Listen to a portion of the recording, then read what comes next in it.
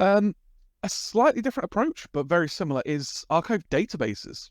So where you've got, instead of creating a table in the same database, which is the archive, create an archive database. Now, the process of moving data into the archive database is very similar. Retrieving data from the archive database, again, very similar. But what the advantage this has is, say you have the process to move data that runs once a month, and it finds anything older than a month, moves it to the archive database. You only need to back up that database once a month because the data isn't changing in it. That reduces your overall backups duration. So if you need to run those out of hours, if you've got a slim window to run them in, because data is only modified once a month, index maintenance, statistics maintenance will only run once a month if it needs to. And yeah, that's going to affect your overall maintenance. It's just going to be sleeker. One thing that you could do here that I've seen implemented before is going back to, I'm going to use healthcare as an example again. We've got to keep data for X amount of years. And that number is not set in stone.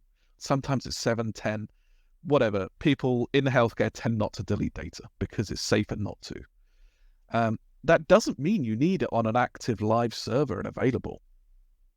You can archive data into a database, perform a database backup, and for compliance purposes, you've still got the data there. If somebody wants it, you'd have to restore it to a server and access the data.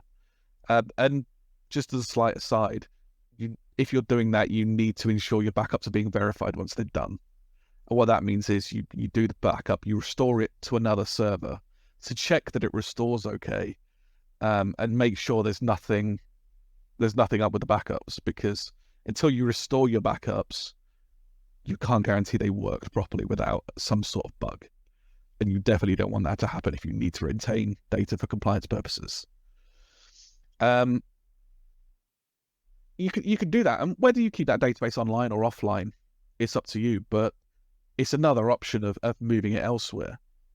And I've got some example data, but on my test database that we're going to be doing the demos on, I'm using the Stack Overflow 2022 database. And that is a copy of the database from the website Stack Overflow. But it's everything from its inception, which I think is 2008, off the top of my head. It's around then. All of the history up until 2022. That's about 430 gig, I think, the test database.